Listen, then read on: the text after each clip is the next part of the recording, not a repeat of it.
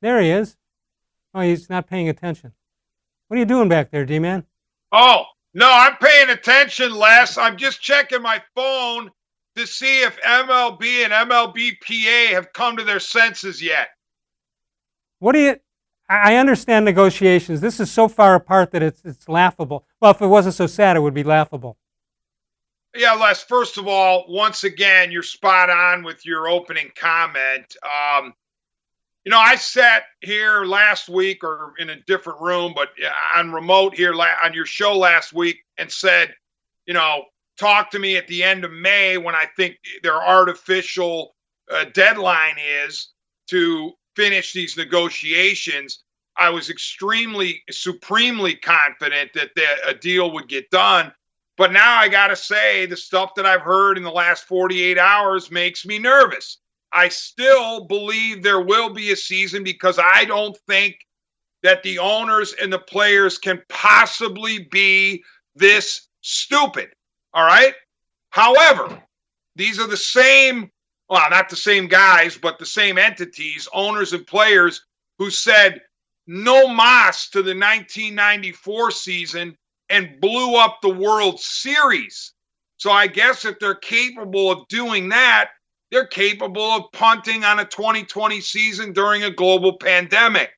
But this is absolute insanity. It is ridiculous. And I'll tell you what, Les, one of the problems here is for whatever reason, Major League Baseball, the owners and the players, not just the players, not just the owners, both of them, do their negotiations through the media.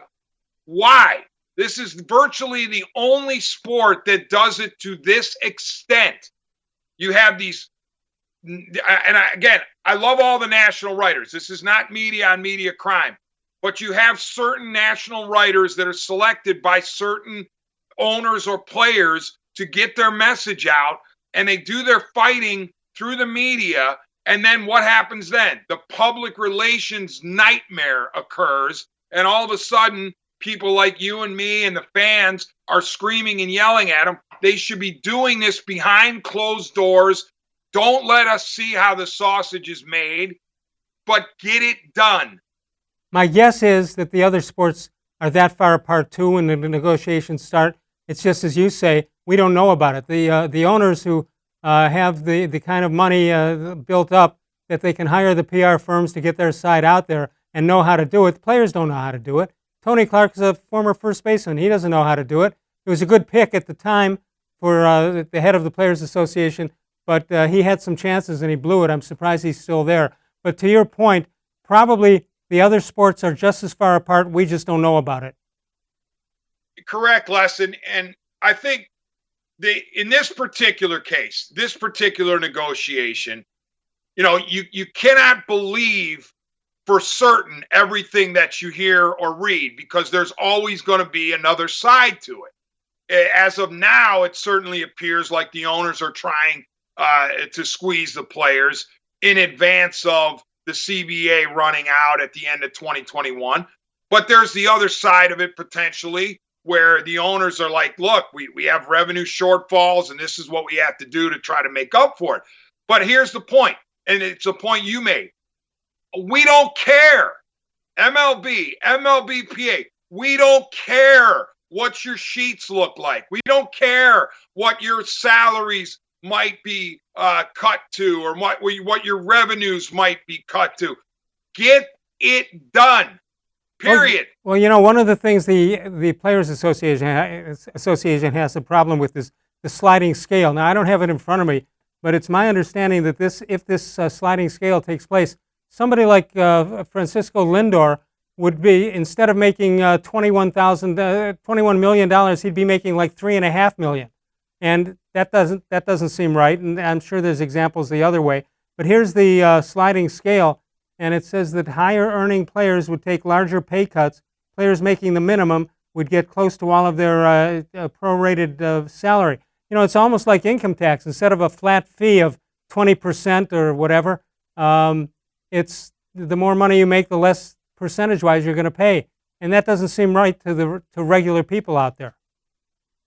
Correct, Les. And this is, again, this underscores the problem with MLB versus MLBPA. And when I say MLB, I mean the owners, is that these little drips and drabs, these little nuggets, these little pieces, they are part of a mosaic that's called negotiations, that's called back and forth.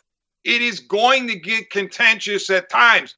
But the problem is, if you get this information, the public gets it, the media gets it in bits and pieces, it's distorted because we don't see it as part of the mosaic. We see it as, oh, this is absolutely outrageous, or this is ridiculous, or that's ridiculous. No, it's all part of negotiation. That's why I just wish the MLB and MLBPA would put a lid on this, go into the basement, hide, shut off all phones, and get the daggone thing done. Well, here's the advantage that owners will always have, and that is the clock is always ticking as far as how long a player's career is going to last. So they've got to make it when they can. They can't give up a year or two or three of renegotiation and finding out what they can do for a new contract. Brett Anderson, who's a pitcher for the Brewers, had this to say, and it goes into what I said about Lindor.